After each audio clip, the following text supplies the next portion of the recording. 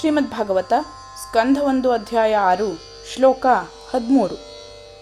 ನಲವೇಣುಶರಸ್ತನ್ಫ ಕುಶಕೀಚಕಗಹ್ವರಂ ಏಕ ಏವಾತಿಯಾತೋಹಮದ್ರಾಕ್ಷಂ ವಿಪಿನಂ ಮಹತ್ ಘೋರಂ ಪ್ರತಿಭಯಾಕಾರಂ ವ್ಯಾಲೋಲೂಕ ಶಿವಾಜಿರಂ.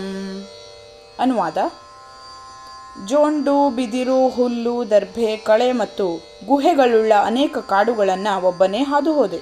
ವಾಸ್ತವಿಕವಾಗಿ ಒಬ್ಬನೇ ಅಲ್ಲಿ ಹಾದು ಹೋಗುವುದು ಅತ್ಯಂತ ಕಷ್ಟದ ಕೆಲಸ.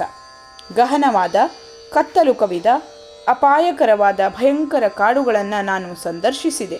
ಅವೆಲ್ಲ ಹಾವು, ಗೂಬೆ, ನರಿಗಳು ಓಡಾಡುವ ಪ್ರದೇಶವಾಗಿದ್ದವು. ದೇವರ ಸೃಷ್ಟಿಯ ವೈವಿಧ್ಯವನ್ನು ಅನುಭವದಿಂದ ಅರಿಯಲು ಒಬ್ಬಂಟಿಯಾಗಿ ಕಾಡುಮೇಡು, ಪಟ್ಟಣ, ಹಳ್ಳಿ ಮುಂತಾದೆಡೆ ಪ್ರವಾಸ ಮಾಡುವುದು ಪರಿವ್ರಾಜಕಾಚಾರ್ಯನ ಕರ್ತವ್ಯವಾಗಿದೆ. ಇದರ ಉದ್ದೇಶ ದೇವರಲ್ಲಿ ಶ್ರದ್ಧೆಯನ್ನು, ಮಾನಸಿಕ ಬಲವನ್ನು ಪಡೆಯುವುದು, ಹಾಗೆಯೇ ಭಗವಂತನ ಸಂದೇಶವನ್ನು ಅಲ್ಲಿನ ನಿವಾಸಿಗಳಿಗೆ ಉಪದೇಶ ಮಾಡುವುದೂ ಆಗಿದೆ. ಸನ್ಯಾಸಿಯಾದವನು ಭಯವಿಲ್ಲದೆ ಈ ಕಷ್ಟದ ಕೆಲಸವನ್ನು ಕೈಗೊಳ್ಳುವ ಕರ್ತವ್ಯಕ್ಕೆ ಬದ್ಧನಾಗಿರುತ್ತಾನೆ. ಶ್ಲೋಕ 14.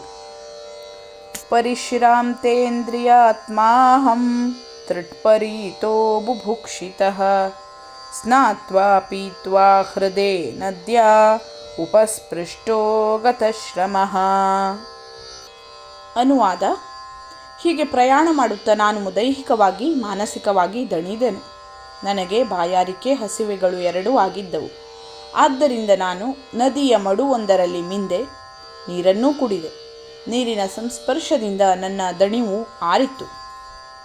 ಪ್ರಯಾಣ ನಿರತನಾದ ಪರಿವ್ರಾಜಕಾಚಾರ್ಯನು ಗೃಹಸ್ಥರ ಮನೆಯ ಬಾಗಿಲಲ್ಲಿ ಭಿಕ್ಷೆ ಬೇಡದೆ ನಿಸರ್ಗದ ಕೊಡುಗೆಯಿಂದಲೇ ಹಸಿವು, ಬಾಯಾರಿಕೆಯಂತಹ ದೈಹಿಕ ಅಗತ್ಯಗಳನ್ನು ಪೂರೈಸಿಕೊಳ್ಳಬಹುದು. ಪರಿವ್ರಾಜಕಾಚಾರ್ಯನು ಆಧ್ಯಾತ್ಮಿಕ ಜ್ಞಾನದ ಅರಿವನ್ನು ಮೂಡಿಸಲು ಗೃಹಸ್ಥರ ಮನೆಗೆ ಹೋಗುವನೇ ವಿನ ಭಿಕ್ಷೆ ಬೇಡಲಿಕ್ಕಲ್ಲ.